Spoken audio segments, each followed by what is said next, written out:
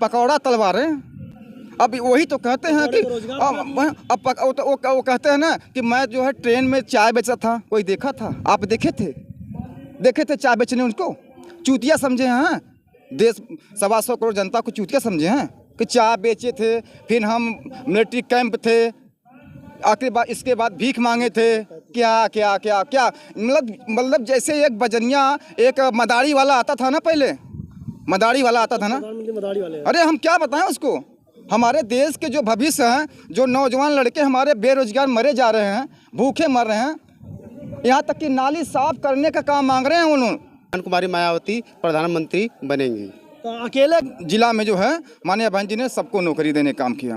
माननीय बहन जी ने शिक्षा की सबसे बड़ी ताकत, उन्होंने विद्यालय, ITI college, degree college, medical college, engineering college, यहाँ तक कि अभी जो कोरोना का कार्यकाल आया था उसमें आप लोग देखे होंगे कि जो गैस जो प्लांट थी, ऑक्सीजन प्लांट थी, माननीय बहन जी ने लगवाई थी। हॉस्पिटल की मांग करें, हॉस्पिटल का कांग्रेस का बनाया हुआ है। शिक्षा की बात करें, स्कूल कांग्रेस का बनाया हुआ। हर एक चीज़ तो कांग्रेस बना रही है। आप कह रहे हैं कि माया जो है 10 साल के कार्यकाल में माननीय नरेंद्र मोदी जी एक भी बता दीजिए कोई काम, ITI college, degree college, medical college, engineering college बता दीजिए आप। आज हमारे DM SDM माननीय बहन जी की जब सरकार थी तो लामटेम लेकर रात की काम कराते थे रोड का, मैंने भी देखा हूँ। नमस्कार, मैं मनीष कुमार, आप देख रहे हैं एक खबर भारत। हमारी मौजूदगी वाराणसी में है। तस्वीरों में आप साफ तौर से देख पा रहे होंगे कि यहाँ पे आकाश आनंद आ चुके हैं। उनके समर्थन में लगातार यहाँ पे इनके पार्टी के जो है कार्यकर्ता और नेता भी मौजूद हैं। मैं आपको बता दूं कि जिस तरह से 2024 का लोकसभा चुनाव है एक अहम मोड़ ले चुका है। अब ये देखना दिलचस्प होगा क्या प्रधानमंत्री का जिस तरह से बयान आ रहा है, इस बयान का कितना लोग समर्थन करते हैं। वैसे मैं आपको बता दूँ कि इंडिया गठबंधन और NDA में ज़बरदस्त फाइट हो रहा है। अब उसमें देखा जाता है कि कार्यकर्ता कहाँ बताते हैं कि भाजपा खड़ा है। पहले क्या नाम है आपका? हमारा नाम मिथिलेश कुमार। मिथिलेश जी, ये बताइए कि जिस तरह से प्रधानमंत्री का वक्तव्य आ रहा है, लगातार विवादित बयान दे रहे हैं, तो खड़े हो पाएंगे, स्टैंड हो पाएंगे?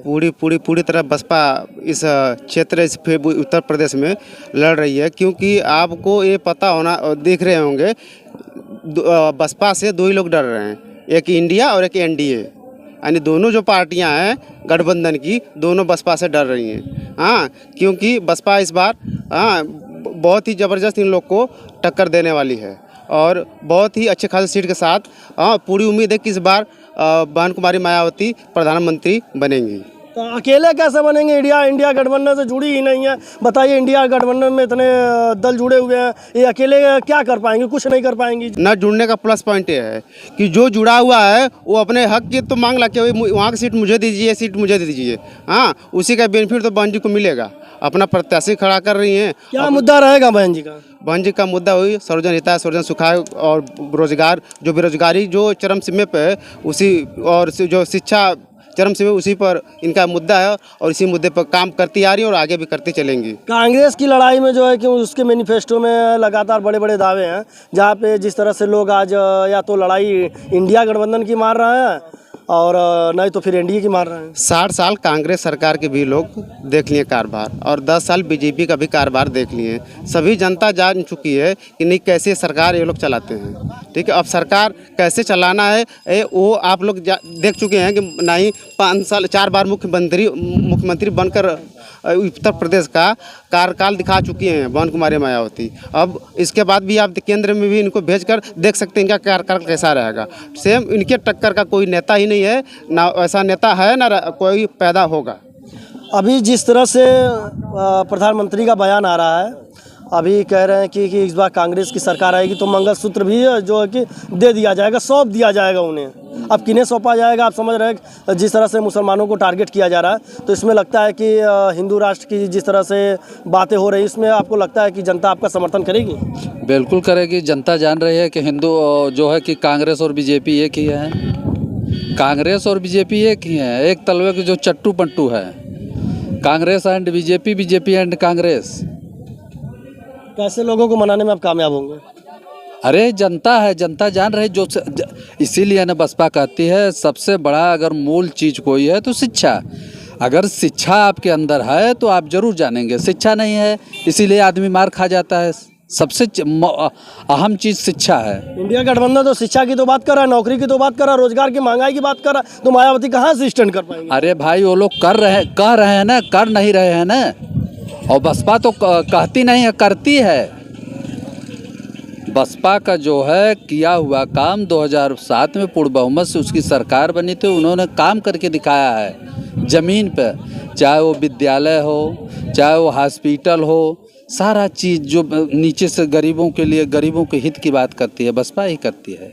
आज आदर्श आनंद जो है कि यहाँ पे जनसभा संबोधित करने आए हैं, तो क्या लगता है कि अब यहाँ पे भीड़ बता रही है कि कोई खास भीड़ भी नहीं है, तो क्या लगता है कि आपको मायावती का पलड़ा भारी हो जाएगा? भैया से बिल्कुल होगा, बिल्कुल, क्योंकि ये जनता जिस दिन जान जाएगी कि आकाश क्या चीज़ है, आकाश आनंद, आकाश को जितने ऊपर उठाओगे उतना ही नीचे आनंद आएगा, समझ रहे हैं। आकाश जो है पढ़े लिखे हैं, नौजवान हैं, और नौजवानों के बारे में सोचेंगे। 10 साल तो हो गया बीजेपी की सरकार बनाए, नौजवानों को क्या मिला? नौजवान अपना हक लेने जा रहा है, लाठी खा रहा है। तो उसी को हक दिलाने की बात तो कांग्रेस कर रही है। तो कर रहे हैं ना, तो कांग्रेस तो सदियों से, कई आज नहीं तो है नहीं कांग्रेस ने, कांग्रेस तो पहले से बहुत दिन से कह रही है, लेकिन कर कहाँ रही है? क्यों कांग्रेस का सब कुछ किया ना। अब हॉस्पिटल की मांग करे, हॉस्पिटल का कांग्रेस का बनाया हुआ है, शिक्षा की बात करें, स्कूल कांग्रेस का बनाया हुआ, हर एक चीज़ तो कांग्रेस बना रही है। आप कह रहे हैं कि माया जो है कि इतना दिन से नहीं बनाई। हम अब जैसे हम जिस जगह का हम हैं उसी जगह बता रहे हैं, एक विद्यालय के सिवा कोई विद्यालय नहीं था। 2007 में सरकार बनी बीएसपी की, आश्रम पद्धति विद्यालय बना, ITI कॉलेज बना, एक ने दो पॉलिटेक्निक कॉलेज बना। कौन बनवाया? मायावती ने बनवाया ना 2007 में।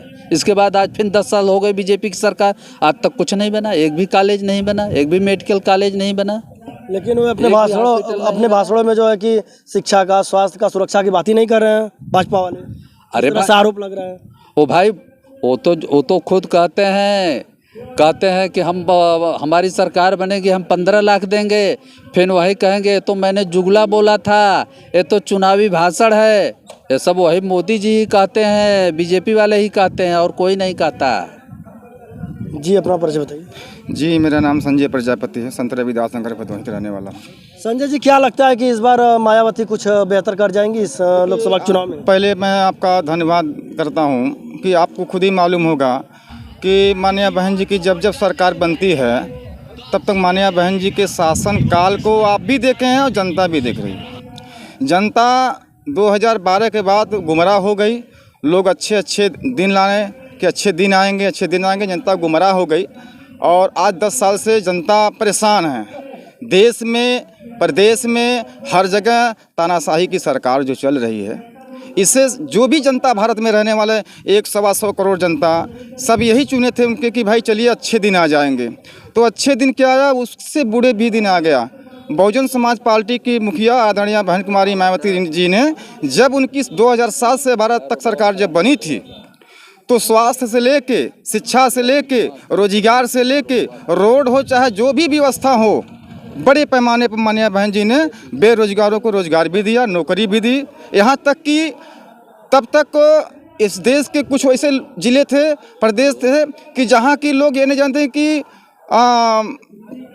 आपके जो है सफाई कर्मी के नाम से केवल उन्हीं के लोग के हुआ करता था। माननीय बहन जी की जब सरकार बनी, बेगर पढ़ा लिखा लोगों को, जैसे 5 तक पढ़ा है, उसमें माननीय बहन जी ने नौकरी निकाल के, सफाई कर्मी की नौकरी निकाल के तमाम विभिन्न जातियों, विभिन्न जिला में जो है माननीय बहन जी ने सबको नौकरी देने का काम किया। माननीय बहन जी ने शिक्षा की सबसे बड़ी ताकत, उन्होंने विद्यालय, ITI college, degree college, medical college, engineering college, यहाँ तक कि अभी जो कोरोना का कार्यकाल आया था उसमें आप लोग देखे होंगे कि जो गैस जो प्लांट थी, ऑक्सीजन प्लांट थी, माननीय बहन जी ने लगवाई थी। 10 साल के कार्यकाल में माननीय नरेंद्र मोदी जी एक भी बता दीजिए कोई काम, ITI college, degree college, medical college, engineering college बता दीजिए आप। आज हमारे देश के बच्चे पढ़ लिख के बेरोजगार घूम रहे हैं, अगर अपनी हक और अधिकार जब मांग रहे हैं उस पर लाठी चार्ज हो रही है। ये भाई भारत में हर एक दायित्व बनता, हर समाज की दायित्व बनता है कि हम जो लड़के पढ़े लिखे हैं उनको नौकरी मिलना चाहिए।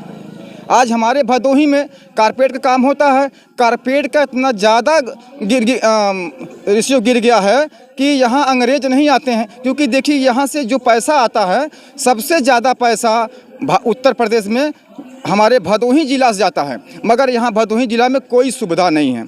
और हम तो ये जान रहे हैं, हम लोग ये समझ गए हैं कि अब की बार बहन जी की सरकार आना ही आना है, उसमें कोई दो राय नहीं, क्योंकि मपाल, प्रजापति, मौर्य, धोबी, दैकार, अहिर, गेड़िया, जो भी छोटी छोटी जातियां हैं, हम लोग ये तय कर लिए हैं कि माननीय बहन जी को लाना है और देश को बचाना है। इसके अलावा कोई बचाने वाला नहीं है, क्योंकि संविधान खतरे में है।